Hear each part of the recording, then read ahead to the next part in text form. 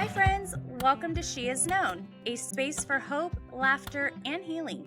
I'm Angela, your perfectly imperfect host who might laugh too loud or trip over her words, but hey, we're going to definitely keep it real here. This podcast is for women walking through all the highs, lows, and all the in betweens of life while staying rooted in our faith. We're inspired by Psalm 139 because we believe that being fully known by God changes everything. So grab your favorite drink, get cozy, and let's walk this honest and grace-filled journey together. You're listening to She Is Known.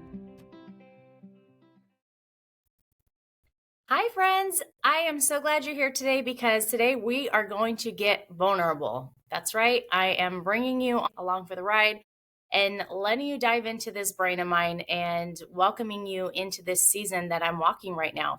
For those of you who don't know, I have 5 children. My husband and I are a blended family. So he has 2 daughters and I have 3 sons. And the season that I'm walking in is one that many of you will probably relate to. And that is the season of when our kids grow up and they kind of leave the house, they spread their wings, and now we're left kind of trying to figure out what that looks like for us. Recently, 2 of my boys decided to go to Japan. I know, they went to Japan all the way across the world. As you can imagine, it is a little bit of a roller coaster ride to know that your children are across the world from you. It's an 11-hour flight to get there. So if anything were to happen, it's not a quick drive there. There's a lot of for some of us, anxiety and stress and worry, and also leaning in, letting go, and trusting.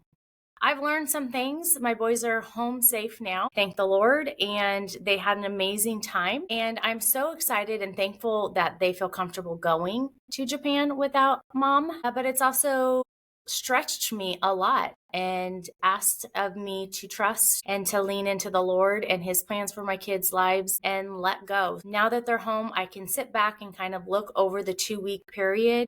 And there's some things that came out of this experience for them that I learned, that I gained. And so I thought it would be pretty relatable to share those with you. I've been, now that I'm walking through this season of my kids growing up, I have been sharing a lot of that with people. And I'm finding that I'm not alone. You know, sometimes I think I'm a little overprotective or a little bit of a worrywart. At least my kids would probably agree with that statement, and even my husband. I'm trying to not be an overprotective helicopter parent of adult children, but I'm also finding that I'm not alone in this season. And this is a season that I'm finding women go through where men don't quite go through it as much. I think they have an easier time of letting go, whereas moms are just we struggle with it a little bit more. So today we're going to get really vulnerable and we're going to get honest and real. And I'm just going to share a few of the things that I've learned from the experience my kids had. So the first one is that, and this was probably the overall arching umbrella emotion that this season is bringing for me. And maybe you can relate, but it's that my kids don't need me anymore. And before you're like, whoa, Angela, they need you. They will always need you. It just looks different. Yes, this is absolutely true. But the need that I have come to just be, the need that my kids used to have of me is no longer there. They used to need me to, help them through life, to make decisions, to remember their homework, to remember to, call someone for their birthday. Now, for reference, this will also play into a part of you probably assuming that I am a wackadoodle, which you'd be right. But also maybe help you relate to is that my oldest will be 30 in May. My middle child will be 26 in December, and my youngest will just turn 23. So they are not babies, as I sometimes relate to them as. I have been their mom. I have been a mom for 30 years. All of a sudden, I think you have this epiphany of like, whoa, this mom thing is looking different. And when I say that they don't need me anymore, it's not that they don't need their mom. They do. They 1000% need their mom. All kids need their moms. Their mom. I say moms because my daughters have obviously a biological mother, but they need us. It's just in a different way than we've come accustomed to. And maybe you can relate, but I just remember those days of taking the kids for walks and them riding their bikes and riding their bikes ahead of me and stopping to pick up a little weed and bringing it back to me. It makes me emotional because I think there's a season that you come to where it hits you, but that season of raising those babies is gone. Sure, you transition into grandchildren, but the season of your babies being home every night and, you being responsible for their well-being, that season is past, and it can be a challenge. It's a longing, but also a thankfulness. I tip my hat off to the moms in those seasons because they're tough, they're rough, they're never ending. You never get a break. You're constantly raising kids and babies, and the demands and the mom, I need this, I need that, I need this, and my report's due tomorrow and it's midnight. Those types of demands, those are hard and they're very stressful. And obviously in this season, I don't have those demands, but in a weird way, you miss it. And it's a transition to now find your groove of how do I be a mom in this season, because you're walking through it for the first time, just like you did when you had your first kid and you're learning how to be a mom. That's your first time doing it. For me, this is my first time walking through having adult children, and it's a very interesting, and I will say somewhat challenging season. I'm at a loss for words because it's not sad. You don't in a weird way, you do mourn the season that's gone, but you're also thankful for the current season. It's just a missing, it's a longing. I think when my kid, in the middle of the trip of them being gone, I looked at my husband and I said, my boys don't need me anymore. And of course, he said, oh, babe, they do need you. They will always need you. And I'm like, I know, but they don't need mom to guide them anymore. They're on the other side of the world right now, and they're okay. They got themselves there. They're figuring out their life while they're there. They're figuring out what they want to do and where they want to go and how they want to spend their vacation, and they're going to figure out how to get home. And they didn't need me for it. And it's a weird feeling of, wow, they don't need me. And what does them needing me now look like?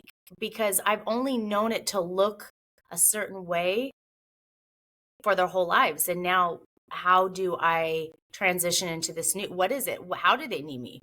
Where do they want me to where do they want me to be in their lives? How do I pivot to not being a mom that is caring for all their needs, but a mom that just now supports them as adults? I'm still figuring it out. I think for me, I remember how I was as a kid, and I keep reminding myself that they have this same blood running through them, and they are very independent. They're strong-willed. They are go-getters. They want to kind of find and pave their own path. And when I was in that season, I'm still like that, but when I was in that season at their age, I didn't want to be told what to do. And the more I was told what to do or try to be boxed in, the more I was like busting out of the box, because I wanted to just go explore and find out things on my own. I wanted wisdom, but I also wanted to see the wisdom for myself. I wanted to, learn things on my own. And I have to remind myself that my children are a lot like me in that way. And so before they left, I said, please, just be careful. I love you guys. Be safe. Keep me updated. But I think one of the things that I said to my boys that, at least for my mama heart, helped me was that I said, listen, I know that you probably think mom's like overprotective or over worried, and you're thinking, just let me go. Like, I'm going to be fine. We're grown, which they are. They're grown men. And I said, but I want you to know that this has nothing to do with me not trusting you. This doesn't have anything to do with me not thinking that you are capable or responsible. I am so proud of you guys for finding your own way to Japan, to paying for your own trip, to paying for your own flights and your entertainment while you're there, and to even have the bravery to go across the world to Japan. I am so proud of you. So know that my worry isn't about you. It's a me thing. This is a mom thing. This is not because I think you're incapable. This is solely because I'm a mom and I worry. And if anything happened to either one of you, and that is a fear I believe that every mom has. So I think kind of just opening up to the boys at that moment and letting them know that I fully trust them and that I was proud of them was freeing for me, because I knew that they were maybe getting a little insight into where I was coming from. It was also comforting to know that, at least I was hoping it was comforting for them to know that it wasn't a them thing, it was a me thing, and that I was working on it, that I was actively aware that I can be a little worrisome and a little anxious. And I never want my kids to have that burden. I didn't want them to carry that. I didn't want them to feel like they needed to do XYZ because they now had to coddle their mom. I didn't want them, but as adults now, I wanted to be honest with them to let them know that, hey, I recognize that this is something I need to work through. There is some healthy worry, I think. Obviously, most parents are going to have anxiety about their kids being on the other side of the world. And I think that's okay. But I wanted them to know that the extreme worry or hovering was something that I was recognizing in me that wanted to change and grow in, and also that it wasn't a reflection of who they were. That was very important for me to let them know before they left. And I think that's one of the benefits of raising adult children, is you can now kind of let them into who you are as a person, as a woman. Speaking as a mom, that your mom is human. We're relatable. We have feelings too, and we're constantly working on ourselves and growing and changing. And I feel like that gives them freedom to put their guard down a little bit. Like, my mom isn't pretending to be perfect. She's recognizing that these are some areas in her life that she needs to grow in. And maybe they will give us a little bit of grace for that. And knowing I had that conversation with the boys helped me step into them leaving for the trip, because I just felt like I didn't place a burden on them. I felt like me having the conversation with them relieved a burden off of them, or at least distance. I didn't want to fracture a relationship with my kids. I didn't want to create tension to where they're like, oh, my mom just is so worried and so stressed. Let us live our lives. I didn't want them to feel that. Or when they saw my text come up, we're like, oh, she's bugging us again.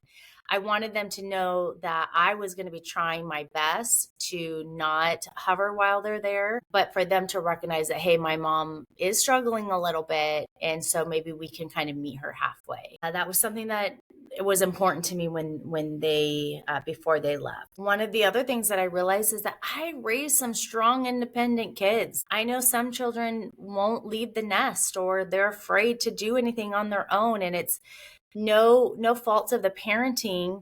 Sometimes it's just a personality, but I am so proud of my boys for even wanting to go to Japan. Now, let's say they got to Japan, they were like, nope, we don't like it. It's too far from mom, too far from comfort zone, too far from the norm, too far from dad even. But no, they loved it. They had a great time, and they're even planning another trip. They want to travel the world now. It sparked the travel bug in them, and that makes me proud.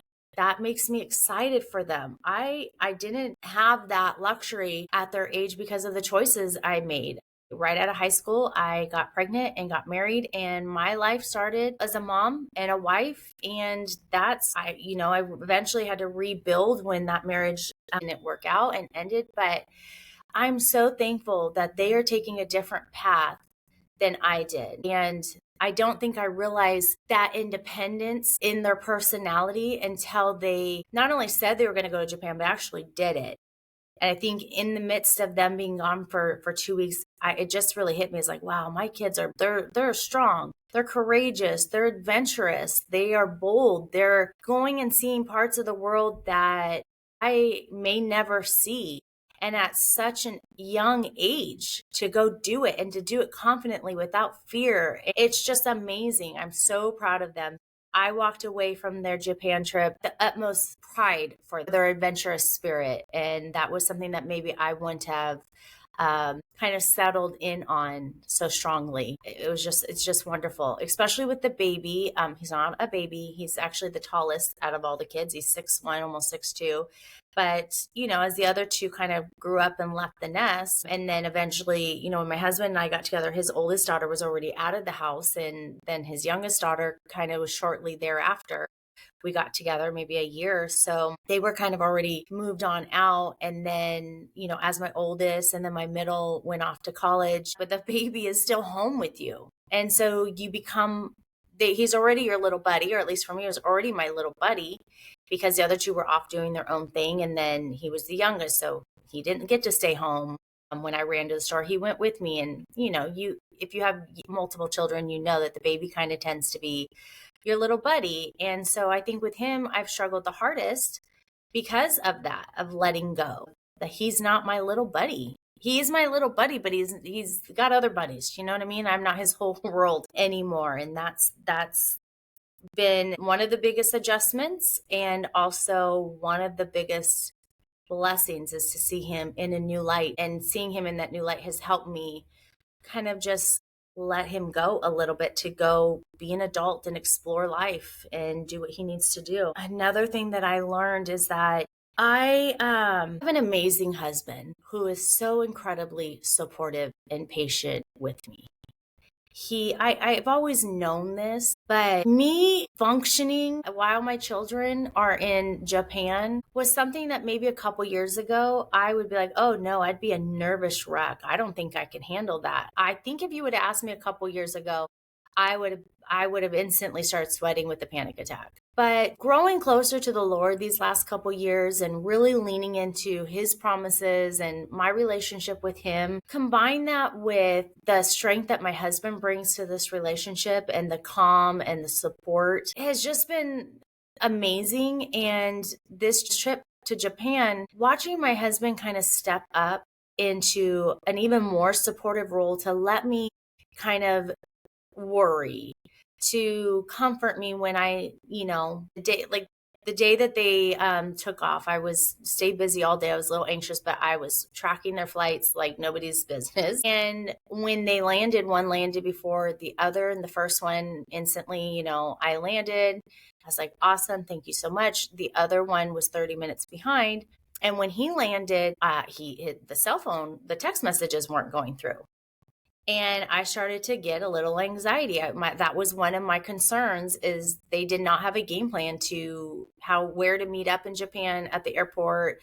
They just were like, we'll figure it out. And I'm like, what do you mean you'll figure it out? Like, what if there's two different terminals and two different, customs area? And what if the phones don't work? And, you don't understand the language, and how are you going to get a hold of each other? They didn't have a care in the world about that. They were confident they would figure it out once they were on the ground. And sure enough, one of them didn't have self-service right away, at least for me. And I was like, oh my goodness. Luckily, the youngest one had service there, and he was able to reach out to the middle one and then let me know that he had made contact with him. So that was great. But my husband, through that night, was so patient and loving and helped walk me through that they were okay, that the other middle one the youngest one had communicated with the middle one, and that they were grown and that they were on the ground and I could breathe and I can go to sleep. It was just, I saw him in a whole different light. He's been there for me so many times. He's my rock. He's my biggest cheerleader. He is my supporter. And I just love and adore him. But knowing that I was in I want to say potentially very anxious situation, he was the calm in the storm. And it just made me adore him even more so. So that was something else I realized, is that he's just a great man.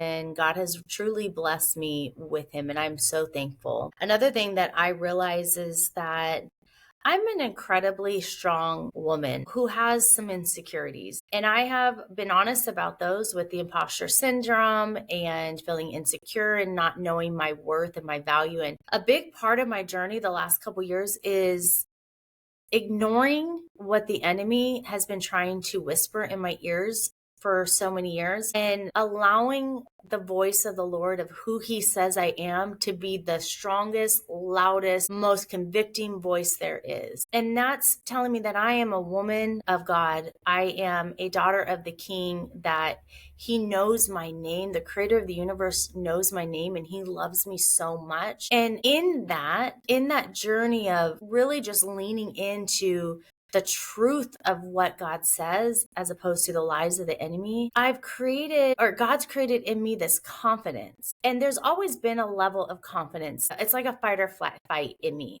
I'm very strong. I fight for justice. And, I've had to be my own, I've had to fight my own battles in certain situations and relationships. And so there's always this inner fighter in me that is also covering up this very hurt and broken girl that I needed to heal. And sometimes that fighter girl in me, she could be pretty convincing that I'm strong and that I'm independent and that I'm not sensitive or I don't need support. I think sometimes people misunderstand that I really am sensitive, that I truly do long for connection and friendship and support and sensitivity. That sure, I juggle a lot of plates. Running your own business is not for the weak. I juggle a lot of plates, and on the surface, I don't think I put it out there that a lot of things bug me or hurt me. But the truth of the matter is that I am very sensitive. And I just a lot of times take that sensitivity to the Lord and kind of sit on it and allow discernment to kick in and pray about it and ultimately choose grace or peace over sharing how my feelings have been hurt or feelings that I have. Of course, if I need to, and it's something that after a lot of prayer and conversations with my husband, I feel I need to approach somebody with, I will. But for the most part, I kind of just let a lot of things go.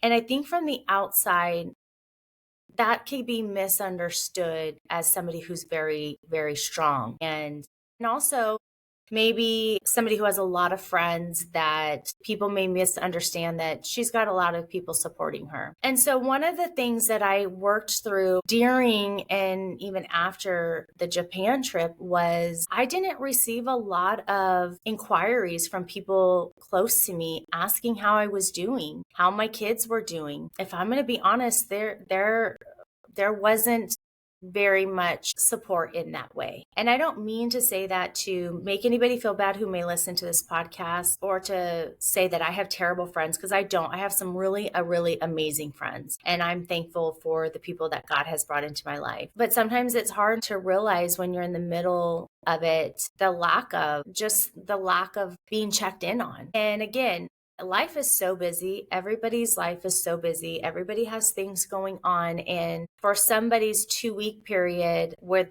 they're not thinking about their children being in Japan, it could go by in the blink of an eye. But when you're a mother and you have 2 of your children on the other side of the world, you're aware of every single minute of every single day. And although I didn't freak out with the kids being gone, I wasn't in a state of anxiety or panic. There's this undercurrent of this unsettling feeling knowing your children are on the other side of the world. And it's not something that you forget about. It's not like, yeah, my kids are in Japan. It's in the back of your mind the whole time. And sure, there was days where I was like, Lord, I feel a little anxiety. I would wake up. There was 2 nights where I woke up with some anxiety, woke me up in the middle of the night. And I just had to, one time I told myself to knock it off. I was like, get it together, knock it off. This is not from the Lord. And I gave myself one of those stern, pep talks. But another time I just was like, Lord, take this from me, But it was also, I don't even know how to explain how I felt, but to know that within a 2-week period, just the inquiry of how my kids were doing, if I had heard from them, how was I doing, how was I holding up, just to have that absent in those 2 weeks from friends was it was a growth moment of me of giving grace to not allow that lack of attention, I guess I will say, to put up a wall. Because in the past, that's what I would have done. I would have put up a wall and been like, not my friend. But to understand and take it to the Lord that, you know what, God, you are my best friend. You're always there for me. You are checking in on me. Anytime I need you, you're there. When I'm feeling anxious, you're checking in. You're there. You're ready, and you're all I need. And people are busy with their lives. And it doesn't mean that they don't care. That was a huge thing that I had to take to the Lord, is that lack of checking in isn't a lack of care by any means. It's just people being busy, and there's some responsibility in me too, because sometimes we withhold things because we are maybe testing people. Like, okay, well, I'm going to see who checks in. Or maybe time has passed and you're like, hey, wait a minute, nobody's checked in.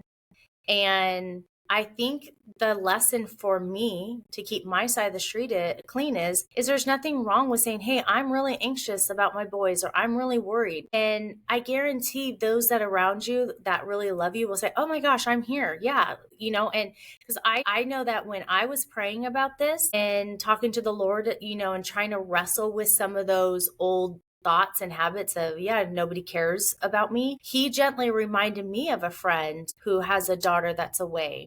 And she's not overseas. She's not in a different country, but she is away for the summer. And he gently reminded me that I hadn't checked in on her and how she was doing with her daughter being gone and not being able to talk to her. There was a lesson there of just giving grace to people in general. For one, giving grace to people in general, because it's not that people don't care. It's that sometimes they just don't think about it, or life is busy or whatever. But then also a recognition, a realization that on my side of the street, me saying, hey, I really need support right now, or I need encouragement right now, or I need distraction right now, is not saying that because people don't care. It's just simply saying what you need and allowing those that love you to step up to the plate and meet those needs. True strength is found in vulnerability. And sometimes our brain and the enemy and our pride can say, well, they should know. They know my kids are in Japan. They should be checking in on me. And that's just division. That's the enemy trying to attack your friendships and your relationships and your mind and make you bitter and angry.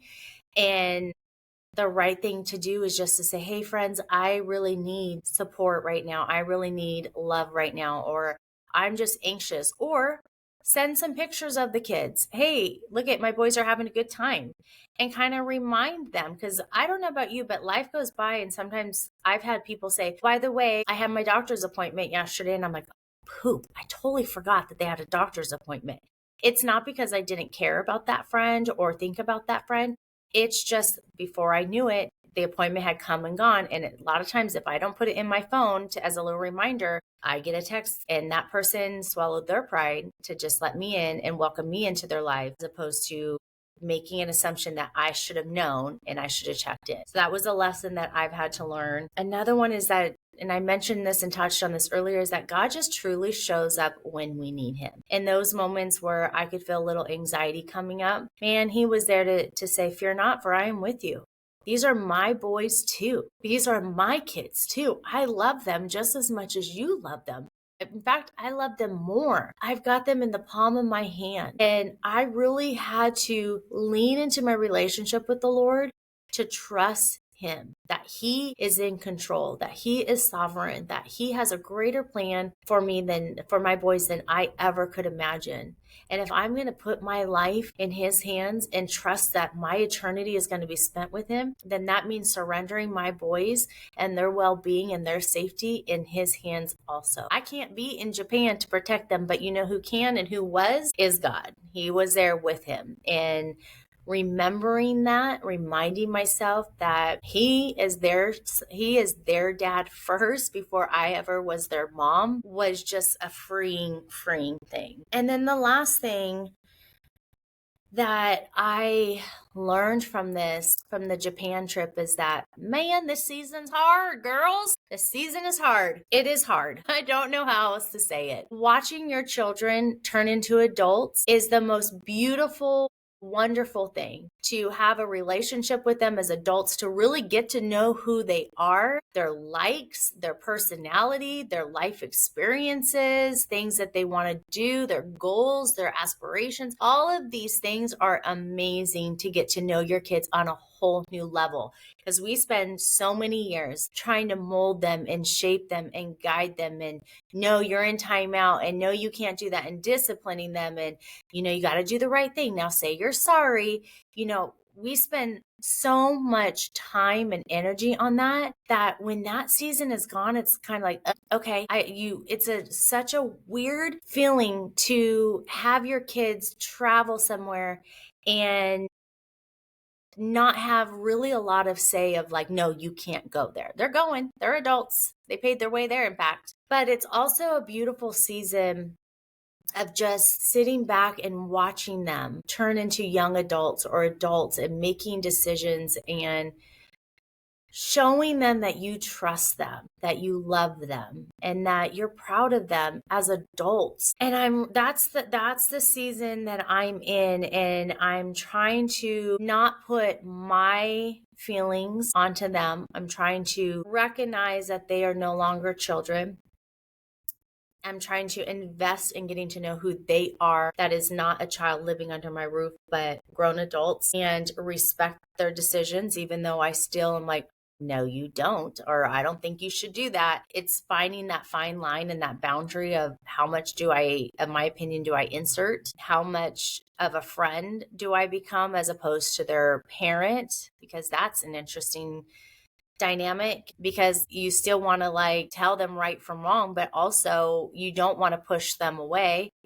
You want them to come to you and lean on you. And as a mom of boys, and I'm speaking predominantly about my biological children, because the girls, that's a whole nother podcast of how to raise children that aren't your biological children and being respectful to their mom, and also being a mom figure in their life, but also being a friend because you're not exactly their mom. And woo, that's a whole nother podcast. But speaking solely on raising boys, man, you go from their world, their everything, their mama's boys, to they're off doing their own thing, and now they've got girlfriends, and the girlfriends become their priorities, and you're like, excuse me, I'm your priority. And they're like, for a girlfriend. And you're like, okay, and your point being, but then you want to be respectful to the wife. And as those that have daughters know, it seems like in most situations, and this is talking generically, that the daughter always goes to the mom side, and the mom side is the priority. And the mom is the one that they turn to when they need something, or they want to go shopping, or they want to go get their nails or toes done, or, what do I decorate my house with, or what am I do for the holidays? And so when you're a mom of boys, they're just going along with the flow with what the wife or the girlfriend said. So that's a whole new ball game. And, not getting the text messages back, and if you have adult children, you're like, hello, I texted you and you didn't text me back, but you text me and I don't text you back in 10 seconds. It's like, hello. And it's like, whoa, child. So this has just been an interesting season for me. And like I said, I have two daughters that aren't my biological, but they have a mom. So again, the daughter's going to the mom, and they're working things out that way. And it's just being respectful to that relationship, but also trying to find your part in it. All the while your biological sons are being independent little men out there and going where their girlfriend or their wives tell them to go. So I hope this, if anything, is a podcast that resonates with moms in this season or upcoming season for this, to remind you that you're not alone. That, the comforting thing for me is I've been sharing a lot of this season with other people that have come into my business or just friends, and the struggles that it brings. And sometimes I don't want to be overbearing with my kids. I don't want to be over controlling or too, I just don't want to be too much. I don't want to fracture the relationship with my kids. I want to give them space and peace to grow and to transition to this new season of their lives. They've never been adults before. And so I want them to figure it out, but I also want to be a mom who they know they can turn to and relate to. So learning what that looks like and how to juggle that and manage that only comes by one, living it, and two, sharing with other women who are in the same season. And one of the greatest blessings is having conversations with other moms and them going, yeah, my kids too, talking about, I just say, can you text me when you get there? And then do they text when they get there? No, they don't text when they get there. And then I have to say, hello, are you there? And it's like, if you just text me in the first place, then I wouldn't have to check up on you, but I'm worried that you didn't get there. And then the mom says, yeah, me too. So it makes me feel a little less crazy, and also kind of helps me stay, like, if you think of the bumper rails in bowling, kind of helps me like bounce back and forth to find my lane in this season. Yeah, it's helpful. So I hope this helps somebody. I hope you don't feel alone, that it is a difficult season, that our husbands can be amazing support systems, but they won't truly understand how we're feeling because God didn't create them with the characteristics that we have. We're the nurturers. We've taken care of the home. They've gone out in most cases and provided financially. Doesn't mean that moms didn't work from, work outside the home either, but we generally the ones that putting the Band-Aid on the boo-boo and taking care of our kids. And now that part of our identity is obsolete, if you will. So the husbands don't really quite understand an obsolete season that they never had. So, just know that you're not alone in that. And also that if you need your friends to be there for you, then ask your friends to be there for you. Invite them into this season. Share with them. Don't have assumptions that they will know or that they have, looked up from their life to check in. Sometimes friends just need a little guidance and a little reminder, and it's okay to be vulnerable with our friends to say, hey, I'm feeling this way, enter in the blank. And honestly, you never know what your friends are capable of until you really require them to be there for you. And some may not meet your needs, and that's okay. But some may just completely surprise you and be the most amazing blessing that you need in that season. So wouldn't you rather reach out and share with your friends what you need and then have a wonderful, beautiful friendship blossom out of it? Or would you rather sit there and get bitter and salty and angry over assumptions and expectations that you have put on them that they're not even aware of because they're kind of enthralled in their own life? And then I understand that not everybody has a great relationship. I have been there. I come from a divorce, and I understand what it is and what it feels like to not have an amazing support system. And if that's the season or if that's the marriage you're walking in, then I'm sorry.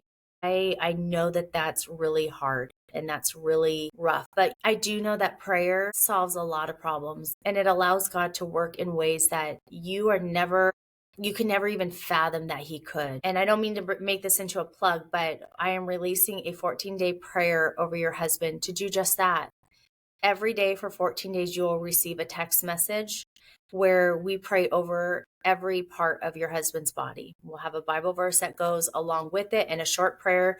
You literally will receive a text message. You pray the prayer, copy, paste, and send it to your husband 14 days in a row. You will also get a text message beforehand so he doesn't just start getting these text messages, but a text message that kind of says, hey, babe, this is what I'm going to be doing. Maybe praying intentionally over you for the next 14 days. And if that's the first place that you're going to start to help create the relationship that God intended for you to have, I can't think of a better way than praying over your husband. So that is available now at sheisknown.com under prayers for your husband. That's just $5 just to help pay for the texting service. And once you get that going, I'm just excited to hear how that changes your relationship. Prayer just can do amazing, wonderful things. And then also, if your kids are in seasons of just spreading their wings, you probably have bruises on your knees from being on your hands and knees and praying like you've never prayed before. But know that if your kids are spreading their wings and going out and exploring the world, girl, that's a compliment to you. It means that they feel confident and secure enough to do that you have provided them with a relationship, with a home, with an upbringing that says, hey, you are capable and you are confident enough to go see the world. That is such a compliment to you and your parenting. So rejoice in that. Pat yourself on the back. Thank God for all those answered prayers and that your kids made it through the teenage years. You made it through the teenage years, and just celebrate that. I thank you, friends, for just being on this journey with me of, life, right? So let me just pray us out. Dear Heavenly Father, I just thank you for being a God who is so tangible and so present in every single season of our lives. You never change even when our seasons do, but somehow you always have the perfect way to meet our needs, the perfect way to fill our souls and bring us joy and hope and security in every single season. I just pray for all the mamas out there who have this ache in their heart for a longing of when our kids were little. and the longing of hearing them laugh and even fight in the other room. Oh, how I miss those days, but yet don't want them back. I'm thankful that my kids have grown into healthy men who are traveling the world, who are making decisions on their own, who are making their life what they want it to be. I'm so thankful for that. And why my heart just aches for the season that is no longer. I'm also thankful for the newfound relationship that I have with my kids, getting to know them on a whole new level that I didn't know them before because I couldn't, because my job in that season was to parent them. And now I'm able to let go a little bit of the parenting and lean more into the relationship with them. And I thank you for that. And Lord, I just thank you for being a father who parents us, but also has a relationship with us in every single season of our lives. You never change. You know our name and you know the emotions of our hearts, and you have the solution and the comfort and the big hug to help us through these seasons. I just pray that the moms out there lean into that, lean into you, and that you'll fill their heart with the joy and excitement for this season that they can even fathom. We thank you, Lord, for all you do. In Jesus' name, amen. Thank you, friends, for joining me, and we will see you next time right here at She Is Known. Don't forget to go to www.sheisknown.com to sign up for those 14 days of prayers over your husband. Have a great day, friends. Hi, friends. Thank you so much for joining me on this episode of She Is Known podcast. I hope you are walking away feeling loved, encouraged, seen, and not alone, because you're not. If this episode meant something to you, please like, share, and follow. It really does help me more than you know. I'm so grateful for you, and I can't wait to connect again soon. Until then, stay rooted and encouraged, and keep shining your light, knowing that you are known by the Creator of the universe. See you next time.